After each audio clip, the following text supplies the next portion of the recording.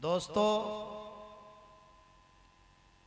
जलसे सीरतुन नबी का आगाज़ तो पहले हो चुका है,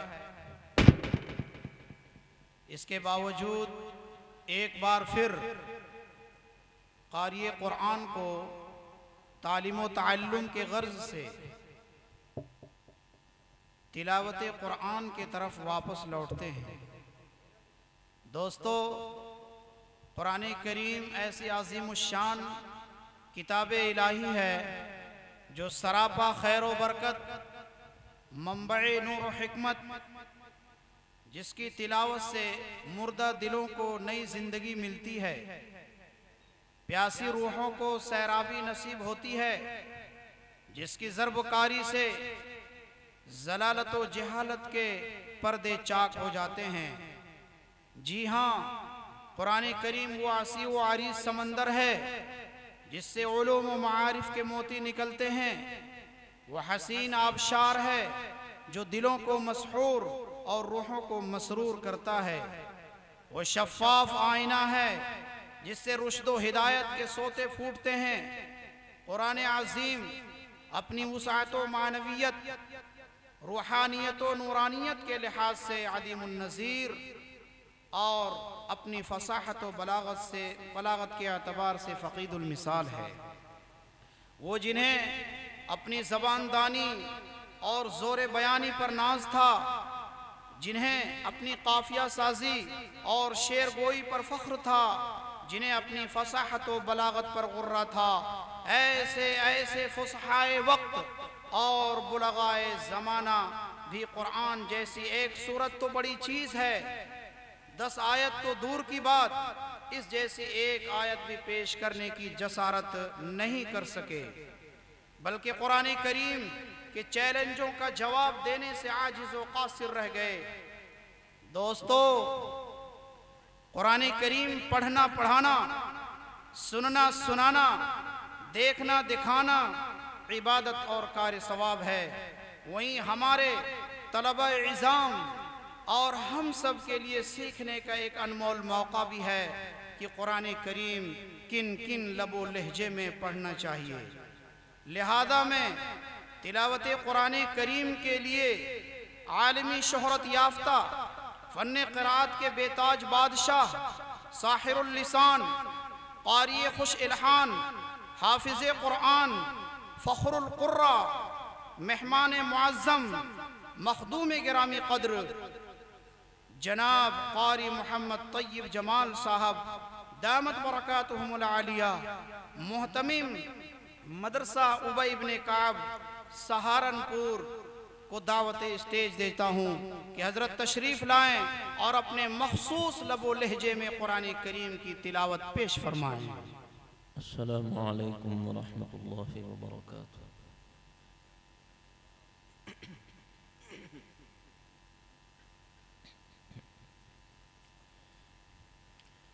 अऊज़ु बिल्लाहि मिनश शैतानिर रजीम।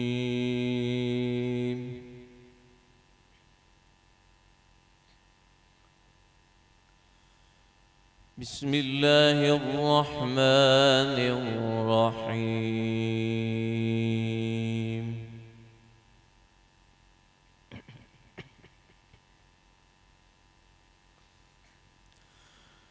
वमा खलक़ना अस्समावाति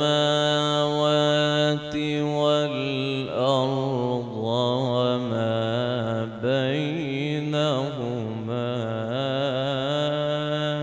इल्ला बिलहक़्क़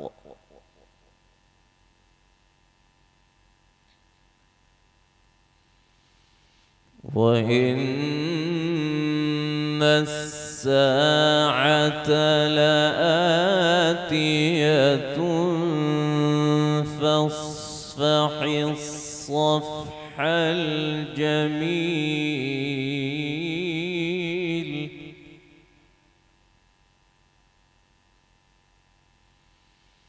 إن ربك هو الخلاق العليم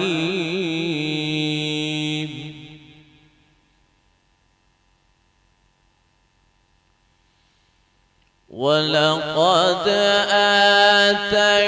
آتيناك سبعا من المثاني والقرآن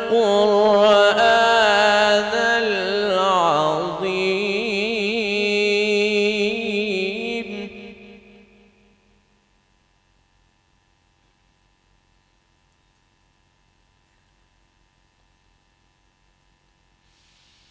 وما خلقنا السماوات والأرض وما بينهما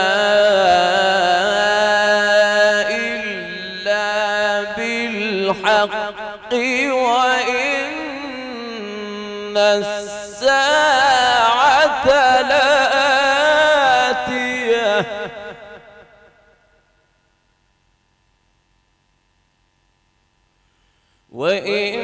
وإن الساعة لآتية فاصفح الصفح الجميل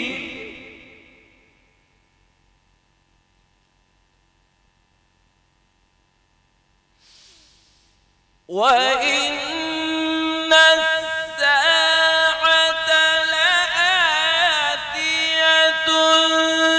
فاصفح الصفح الجميل إن ربك هو الخلاق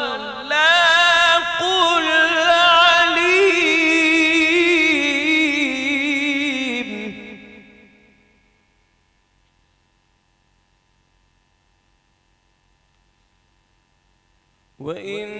وإن الساعة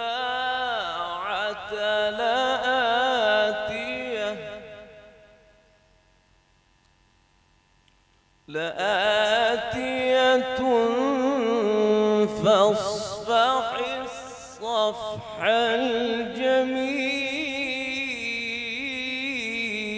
الجميل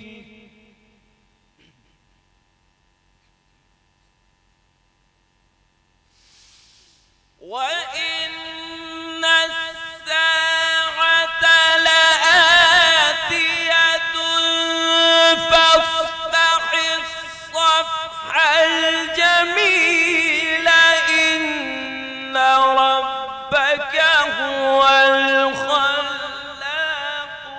العليم ولقد آتيناك سبعا من المثاني والقرآن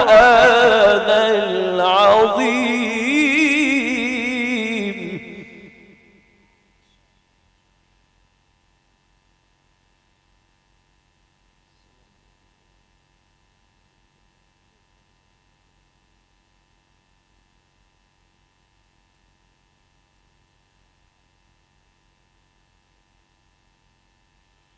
ولقد آتيناك سبعا من المثاني والقرآن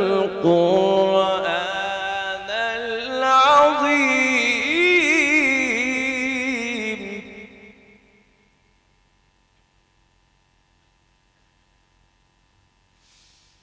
لا تمدن عينيك إلى ما متعنا به أزواجا منهم ولا تحزن عليهم واخفض جناحك للمؤمنين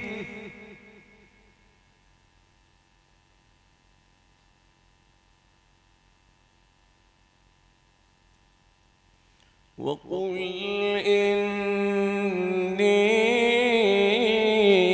إني أنا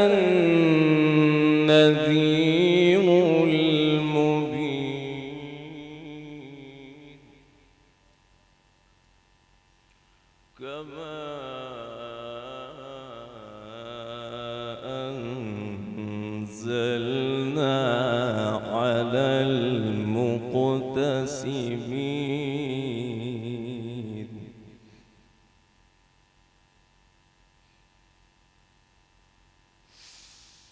وقل إني أنا النذير المبين كما أنزلنا على المقتسمين الذين جعلوا القرآن عضين فوربك لنسألنهم أجمعين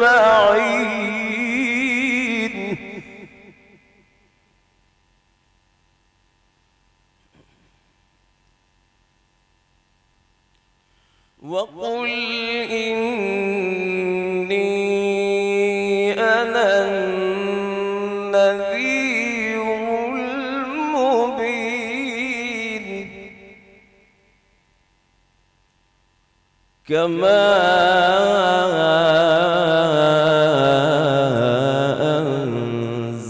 أنزلنا على المقتسمين الذين جعلوا القرآن عضين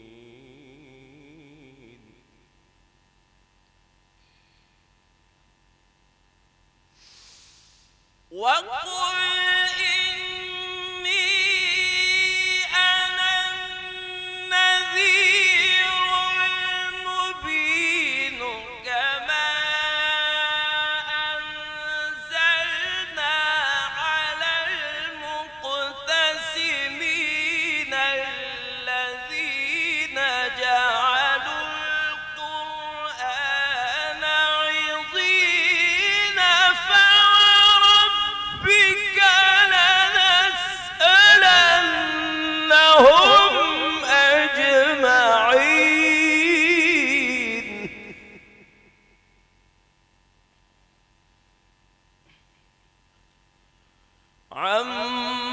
عما كانوا يعملون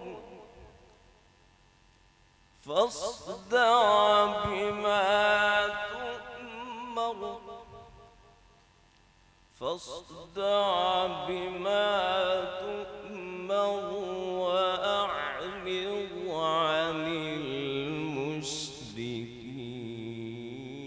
المشركين إنا كفيناك المستهزئين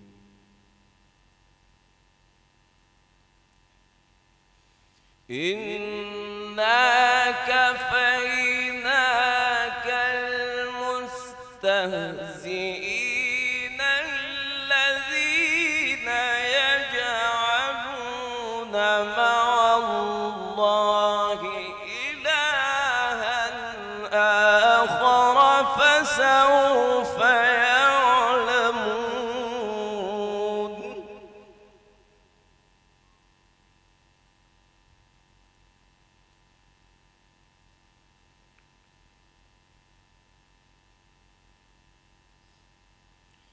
بسم الله الرحمن الرحيم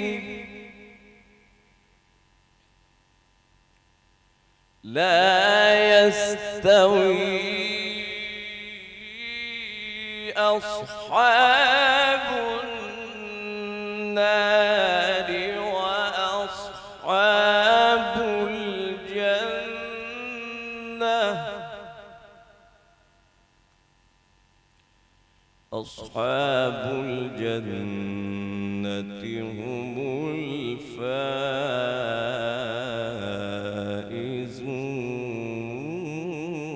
الفائزون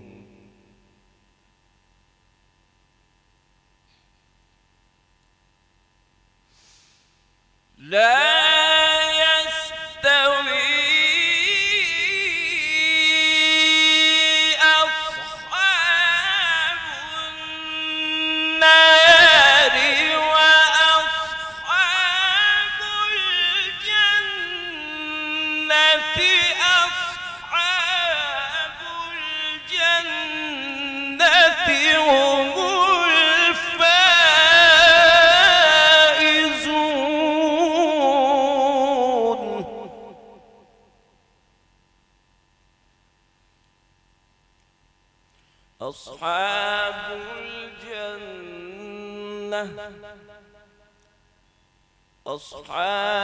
الجنة هم الفائزون.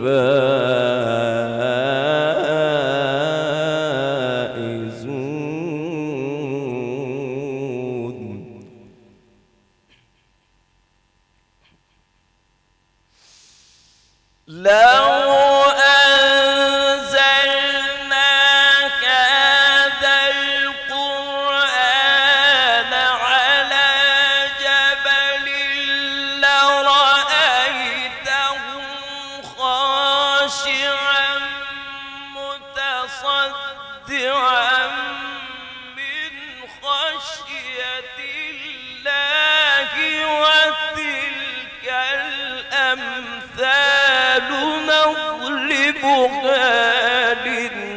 للناس لعلهم يتفكرون.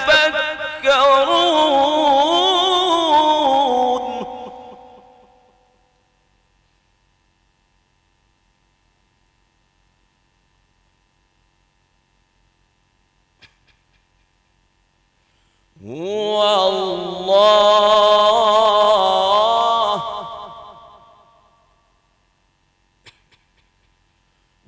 الله الذي لا إله إلا هو عالم الغيب والشهادة هو الرحمن الرحيم.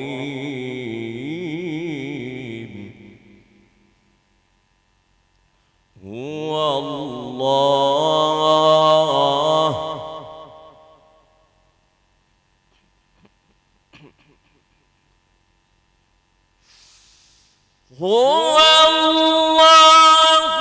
الذي لا إله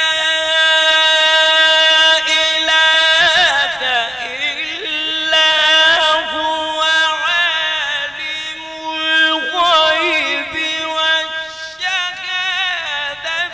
هو الرحمن الرحيم. هو الله الذي لا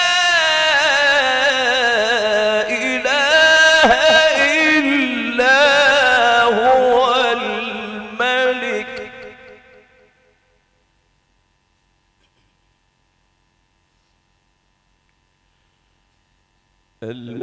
القدوس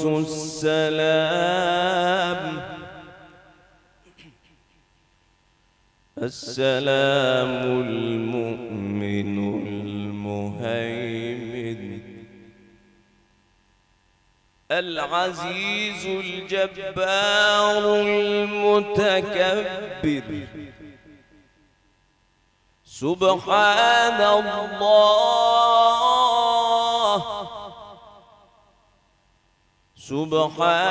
الله عما يشركون.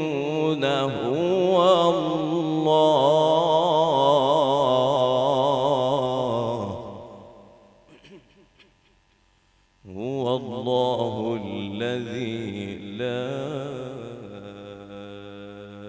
إله إلا هو الملك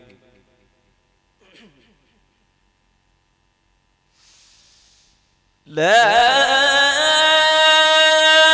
إله إلا هو الملك القدوس السلام المؤمن المهيمن العزيز الجبار المتكبر. سبحان الله عما يشركون. هو الله الخالق البارئ المصور.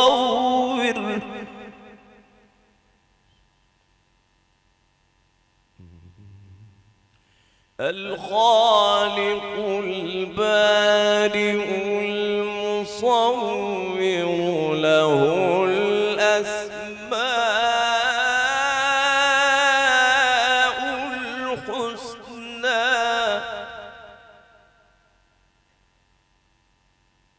يسبح له ما في السماوات والأرض يسبح له ما في السماوات والأرض وهو العزيز الحكيم.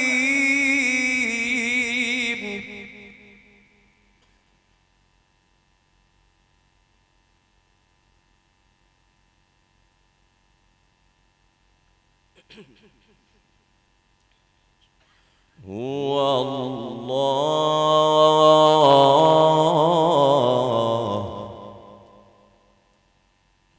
الله الذي لا إله إلا هو الملك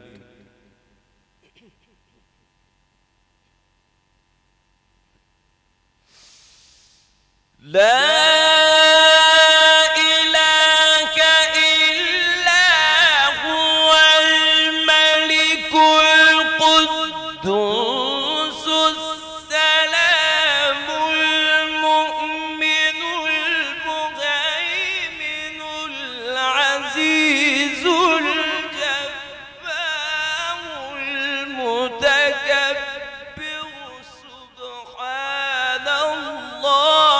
عما يشركون. هو الله الخالق البارئ المصور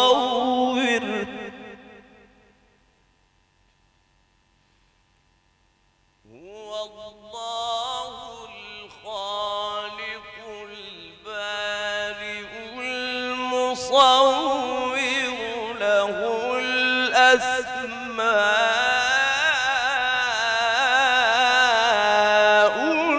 الحسنى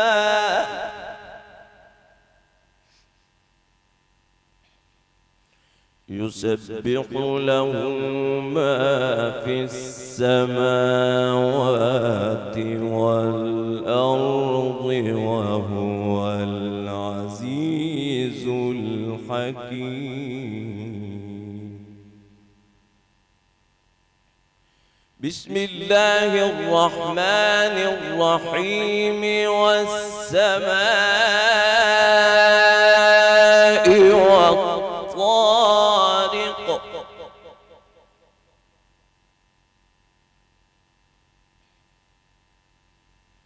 وما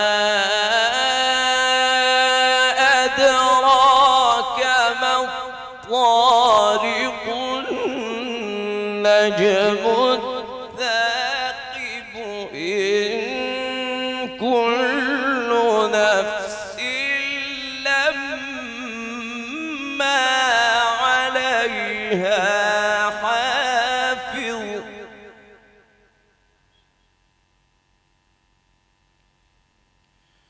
بسم الله الرحمن الرحيم.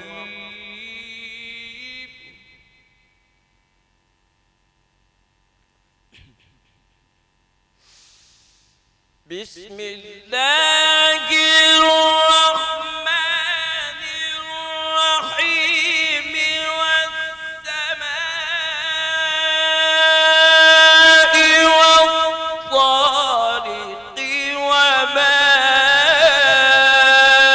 أدراك ما الطارق النجم الثاقب إن كل نفس لما عليها حافظ.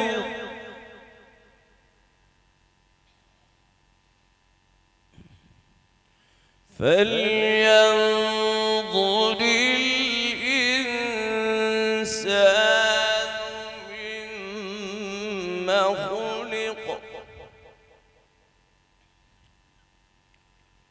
خلق من ماء دافق يخرج من بين الصلب والترائب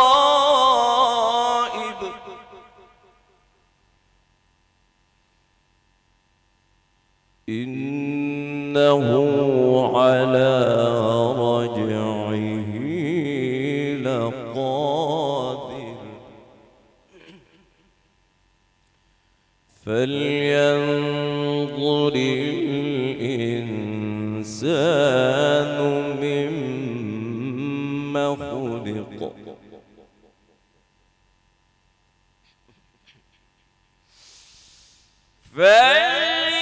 فلينظر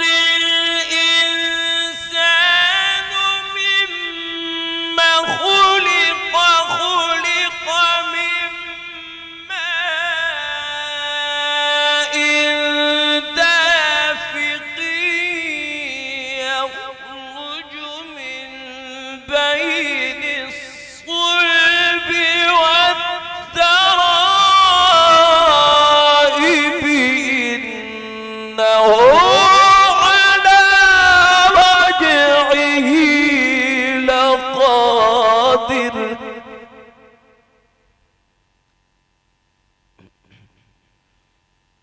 إنه على رجعه لقادر يوم تبلى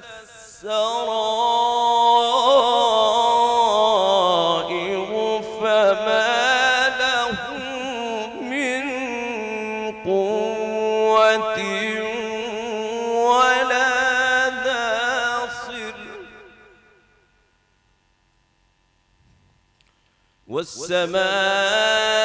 والسماء ذات الرجع والأرض ذات الصدع إنه لقول فصل وما هو بالهزل إنهم يكيدون كيدا وأكيد كيدا فمهل الكافرين أمهلهم رويدا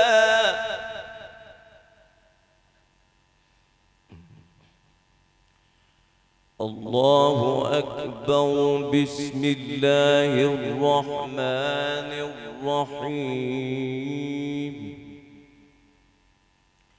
إذا جاء نصر الله والفتح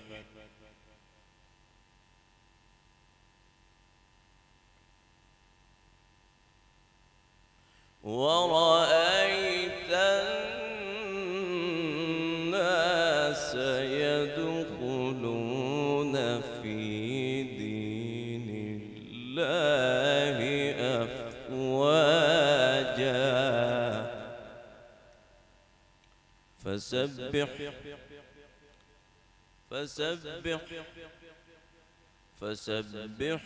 بحمد ربك واستغفره إنه كان توابا الله أكبر بسم الله الرحمن الرحيم إذا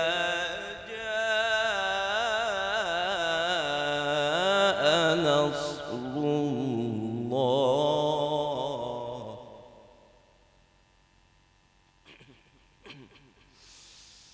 إذا جاء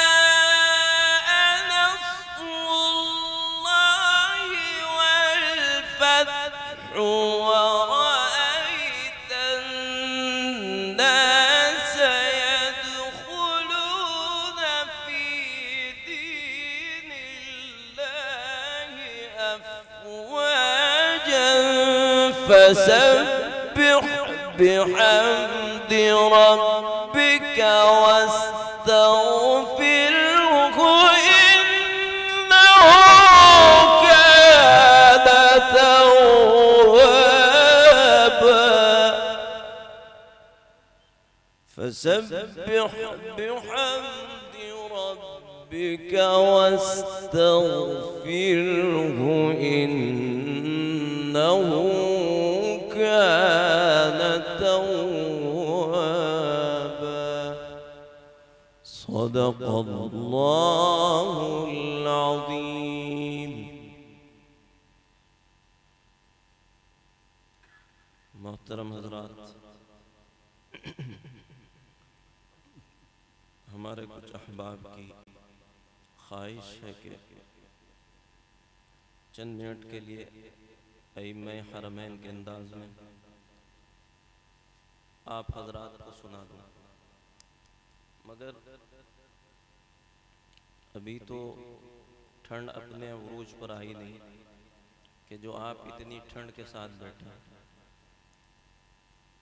आप इतने सुन हो गए हो सुन सुन के कि इतना ठंडा मौसम अभी नहीं, चुस्त होकर बैठिए और इस शौक के साथ, चाहे वो मदारिस के तलबा या फिर वो अवामुन नास, उनको इस महफिल से, क्योंकि इसकी निस्बत मदरसे के साथ भी है, इस निस्बत से ये नियत करके उठेंगे कि जो कुरान पढ़े हुए हैं कि वो रोज़ाना कुरान की तिलावत किया करें, और जो कुरान बिल्कुल नहीं पढ़े हुए हैं, याद रखिए जैसे नमाज छोड़ना बड़ा गुनाह है, कुरान ना पढ़ना इस्तिताअत के बावजूद, कोई मजबूरी भी नहीं है और मदरसा भी है, उलमा भी है, हुफ्फाज भी हैं, फिर भी ना पढ़ना ये भी गुनाह कबीरा है।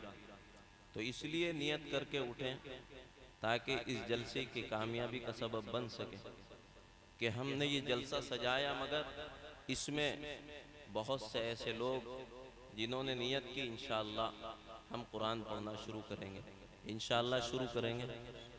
और जो हमारे मदारिस के तलबा हैं वो ज़रूर याद रखें कि अपनी मशगूलियत में से, वैसे तो चाहिए कि हाफिज़ को के 3 पारे रोज़ाना पढ़े, कम अज़ कम 1 पारा रोज़ाना पढ़ लिया करें। हर एक को चाहिए कुरान पढ़ने के लिए, सिर्फ हिफ्ज़ करने के लिए नहीं या रखने के लिए नहीं, और यह सिर्फ महफिलों में पढ़ने के लिए नहीं, हम तन्हाई में भी इसको पढ़ेंगे और सबके सामने भी पढ़ेंगे इंशाअल्लाह। तो मैं आप हजरात को इंशाअल्लाह सुनाऊंगा, ये तलबा हैं और मैं उसी से शुरू करता हूँ जो इकामत हरम में होती है। ये 2-4 बच्चे बैठे हैं जब से बातें कर रहे हैं,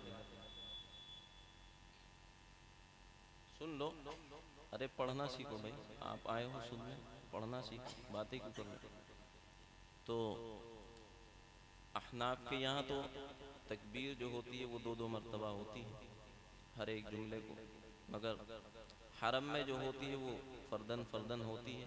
नकल के तौर पे मैं उसको इंशाअल्लाह उसी तरीके पर नकल करूँगा।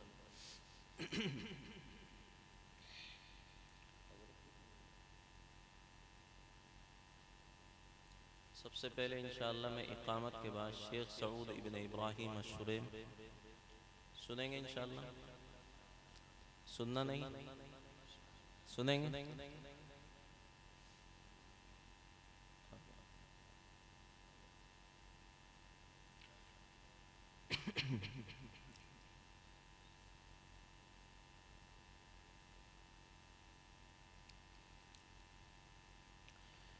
अल्लाहु अकबर, अल्लाहु अकबर, अशहदु अन ला इलाहा इल्लल्लाह, अशहदु अन्ना मुहम्मदर रसूलुल्लाह। हय्या अलस सलाति, हय्या अलल फलाह, क़द क़ामतिस सलातु, क़द क़ामतिस सलाह। अल्लाहु अकबर, अल्लाहु अकबर, ला इलाहा इल्लल्लाह। शेख सऊद इब्न इब्राहिम अश-शुरैम। الله أكبر الله أكبر. الحمد لله رب العالمين الرحمن الرحيم مالك يوم الدين إياك نعبد وإياك نستعين اهدنا الصراط المستقيم صراط الذين أنعمت عليهم غير المغضوب عليهم ولا الضالين.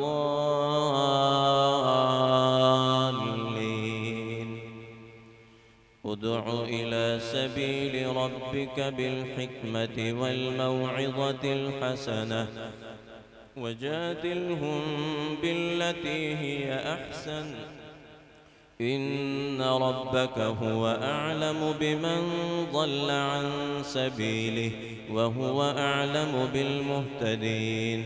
وإن عاقبتم فعاقبوا بمثل ما عوقبتم به ولئن صبرتم لهو خير للصابرين. واصبر وما صبرك إلا بالله ولا تحزن عليهم ولا تك في ضيق مما يمكرون إن الله مع الذين اتقوا والذين هم محسنون. मक्का मुकर्रमा के दूसरे इमाम शेख बलीला। الحمد لله رب العالمين الرحمن الرحيم مالك يوم الدين إياك نعبد وإياك نستعين اهدنا الصراط المستقيم صراط الذين أنعمت عليهم غير المغضوب عليهم ولا الضالين.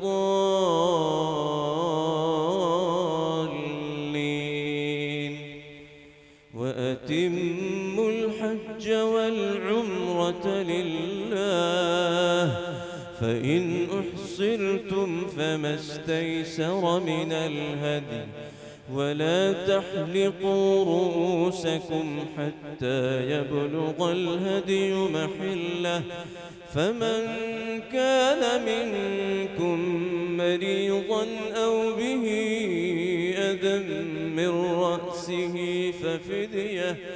ففدية من صيام أو صدقة أو نسك فإذا أمنتم فمن تمتع بالعمرة إلى الحج فما استيسر من الهدي فمن لم يجد فصيام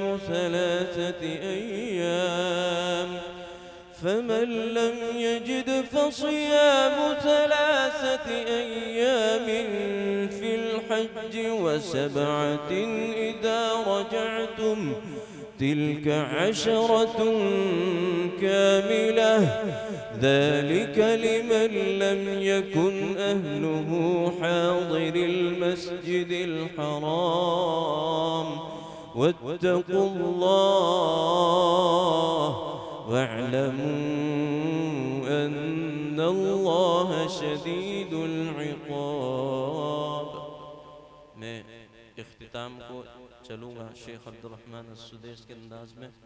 उससे पहले एक मक्का मुकर्रमा के इमाम और हैं और एक मदीना मुनव्वरा के साबिक इमाम हैं। मुख्तसरन इंशाअल्लाह उसको करता चले। शेख अब्दुल्लाह इब्न अव्वाद अल-जुहनी। अल्हम्दुलिल्लाहि रब्बिल आलमीन अर्रहमानिर रहीम मालिकि यौमिद्दीन इय्याक नअबुदु व इय्याक नस्तईन इहदिनस सिरातल मुस्तकीम सिरातल लज़ीना अनअमता अलैहिम غير المغضوب عليهم ولا الضالين.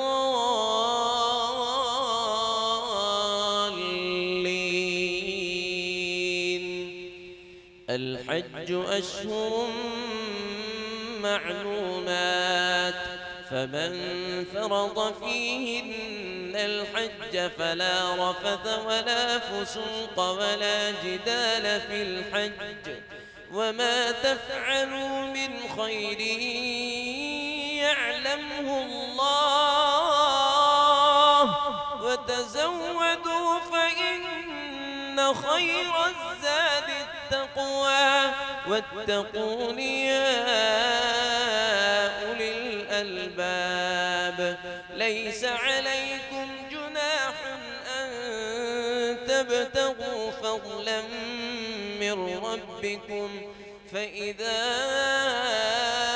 أفضتم من عرفات فاذكروا الله عند المشعر الحرام واذكروه كما هداكم وإن كنتم من قبله لمن الضالين.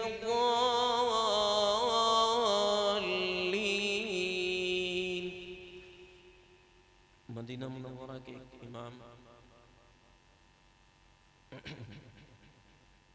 साबिक इमाम शेख मोहम्मद अय्यूब इब्न यूसुफ रहमहुल्लाह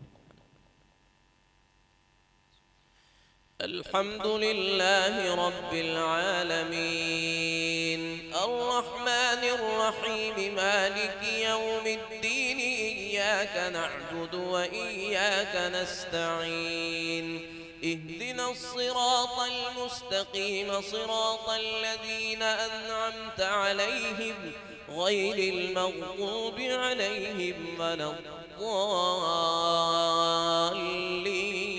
الضالين ثم أفيضوا من حيث أفاض الناس واستغفروا الله إن الله غفور رحيم فإذا قضيتم مناسككم فاذكروا الله كذكركم آباءكم أو أشد ذكرا فمن الناس من يقول ربنا آتنا في الدنيا وما له في الآخرة من خلاق ومنهم من يقول ربنا آتنا في الدنيا حسنة وفي الآخرة حسنة وقنا عذاب النار أولئك لهم نصيب مما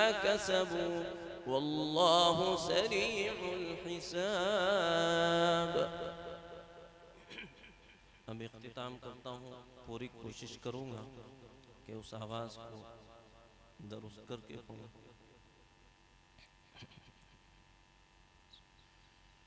अल्हम्दुलिल्लाह रब्बिल आलमीन अर्रहमानिर रहीम मालिकि यौमिद्दीन इय्याका नअबुदु व इय्याका नस्तईन اهدنا الصراط المستقيم صراط الذين أنعمت عليهم غير المغضوب عليهم ولا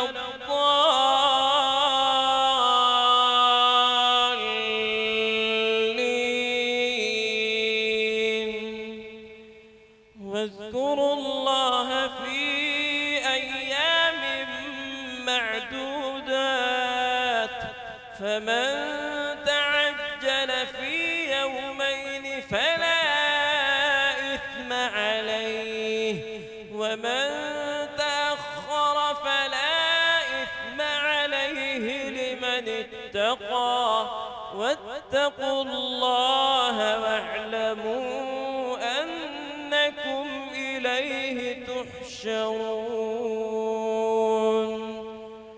الله أكبر الله أكبر سمع الله لمن حمده ربنا ولك الحمد